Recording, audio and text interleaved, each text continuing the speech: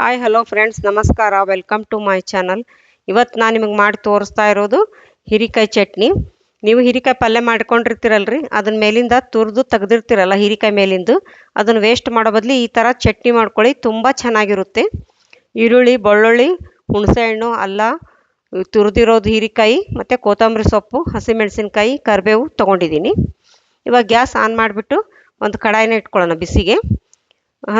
ಕಡಾಯಿ ಬಿಸಿ ಆದಮೇಲೆ ಒಂದು ಚಮಚೆ ಜೀರಿಗೆ ಹಾಕ್ಕೊಂಡಿದ್ದೀನಿ ರೀ, ಮತ್ತು ಒಂದು ಚಮಚ ಹವಿಜ ಹಾಕ್ಕೊಂಡಿದ್ದೀನಿ. ಹಾಕ್ಕೊಂಡು ಸ್ವಲ್ಪ ಫ್ರೈ ಮಾಡಿಕೊಂಡು ಇವಾಗ 2 ಈರುಳ್ಳಿನ ದೊಡ್ಡದಾಗಿ ಹೆಚ್ಕೊಂಡಿದ್ದೀನಿ ನೋಡಿ, ಆ ಈರುಳ್ಳಿನ ಹಾಕ್ಕೋತಾ ಇದ್ದೀನಿ.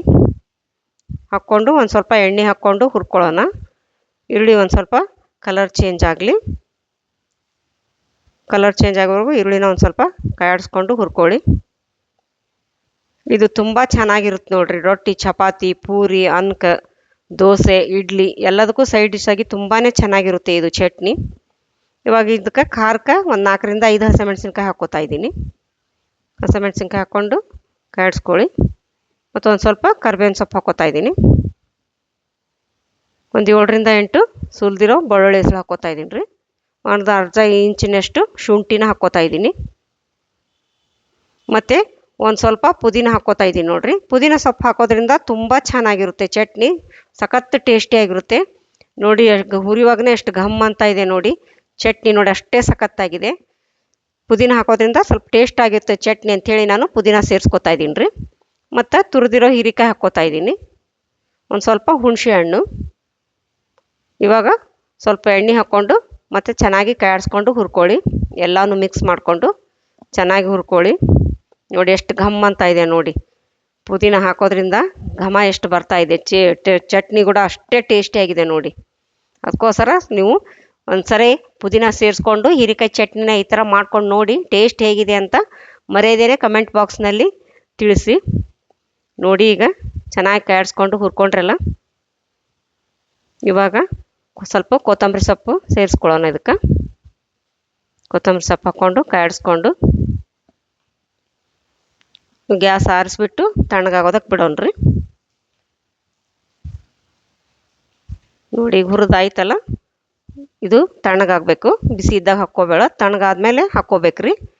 ಇವಾಗ ಅದಕ್ಕೊಂದು ಸ್ವಲ್ಪ ಬೆಲ್ಲ ಸೇರಿಸ್ಕೊತಾ ಇದ್ದೀನಿ ನೋಡಿ. ಇವಾಗ ಅದು ತಣ್ಣಗಾಯ್ತಲ್ಲ, ಒಂದು ಮಿಕ್ಸಿ ಜಾರ್ ತೊಗೊಂಡು ರುಬ್ಕೊಳ್ಳೋಣ್ರಿ. ನೀವು ಬಿಸಿ ಇದ್ದಾಗ ರುಬ್ಬೇಡ್ರಿ, ತಣ್ಣಗಾದ್ಮೇಲೆ ರುಬ್ಕೊಳ್ಳಿ ಚಟ್ನಿನ. ನೋಡಿ ಈ ಥರ ಎಲ್ಲ ಹಾಕ್ಕೊಂಡು ರುಚಿಗೆ ತಕ್ಕಷ್ಟು ಉಪ್ಪು ಹಾಕ್ಕೊಂಡು ರುಬ್ಕೋಬೇಕು. ಇದಕ್ಕೆ ನೀರು ಮುಟ್ಟಿಸ್ಬಾರ್ದ್ರಿ, ಹಾಗೆ ರುಬ್ಕೊಳ್ಳೋದು. ನೋಡಿ ರುಚಿಗೆ ತಕ್ಕಷ್ಟು ಉಪ್ಪು ಹಾಕ್ಕೊಂಡು ಈಗ ಸ್ವಲ್ಪ ತರಿಯಾಗಿ ರುಬ್ಕೊಳ್ಳಿ. ನೈಸ್ ಆದ್ರೆ ಅಷ್ಟು ಟೇಸ್ಟ್ ಅನ್ಸಲ್ರಿ. ಈ ಥರ ತರಿಯಾಗಿದ್ರೆ ತುಂಬಾ ಟೇಸ್ಟ್ ಆಗಿರುತ್ತೆ ನೋಡಿ. ಎಷ್ಟು ರುಚಿಯಾಗಿರುತ್ತೆ ನೋಡಿರಿ ಇದು ಚಟ್ನಿ. ನೀವು ಇದನ್ನು ಹಂಗನಾದರೂ ತಿನ್ಬೋದು, ಇಲ್ಲಾಂದರೆ ಇದಕ್ಕೆ ಒಗ್ಗರಣೆ ಆದರೂ ಕೊಟ್ಕೋಬೋದು ರೀ. 2-3 ದಿವಸ ಇಟ್ಕೊಂಡು ತಿಂದರೂ ಏನಾಗಲ್ಲ ನೋಡಿರಿ, ಇದು ಚಟ್ನಿ ಕೆಡಲ್ಲ, ತುಂಬ ರುಚಿಯಾಗಿರುತ್ತೆ.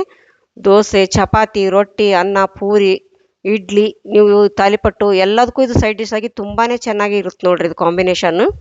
ಇವಾಗ ಗ್ಯಾಸ್ ಆನ್ ಮಾಡಿಬಿಟ್ಟು ನಾನು ಒಂದು ಕಡಾಯಿ ಇಟ್ಕೊಂಡು ಒಂದು ಚಮಚೆ ಎಣ್ಣೆ ಹಾಕ್ಕೊಂಡು ಸಾಸಿವೆ ಜೀರಿಗೆ ಹಾಕ್ಕೋತಾ ಇದ್ದೀನಿ ರೀ. ಸಾಸಿವೆ ಜೀರಿಗೆ ಚಟಪಟ ಸಿಡಿದ್ಮೇಲೆ ಕರಿಬೇವು ಹಾಕ್ಕೋತಾ ಇದ್ದೀನಿ ಒಂದು ಸ್ವಲ್ಪ. ಆಮೇಲೆ ಒಂದು ಸ್ವಲ್ಪ ಹಿಂಗೆ ಹಾಕ್ಕೊಂಡು ಚೆನ್ನಾಗಿ ಕಾಯಿಸ್ಕೊಳ್ಳಿ. ಇವಾಗ ಗ್ಯಾಸ್ ಆಫ್ ಮಾಡಿಬಿಟ್ಟು ಇದಕ್ಕೆ ನಾನು ಒಗ್ಗರಣೆ ಹಾಕ್ಕೋತಾ ಇದ್ದೀನಿ ನೋಡಿರಿ. ನೀವು ಬೇಕಂದ್ರೆ ಹಂಗಾನು ತಿನ್ಬೋದು, ಚೆನ್ನಾಗಿರುತ್ತೆ. ಒಗ್ಗರಣೆ ಹಾಕ್ಕೊಂಡಾದರೂ ತಿನ್ಬೋದು. ಟೇಸ್ಟ್ ಮಾತ್ರ ಸಖತ್ತಾಗಿದೆ ನೋಡಿ.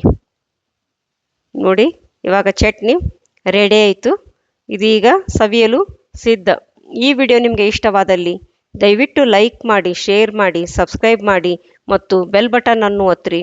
ನೀವು ಬೆಲ್ ಬಟನ್ ಒತ್ತೋದ್ರಿಂದ ನಾನು ಹಾಕೋ ಮುಂದಿನ ವಿಡಿಯೋ ನಿಮ್ಗೆ ಮೊದಲು ಬರ್ತಾವ್ರಿ. ಧನ್ಯವಾದಗಳು.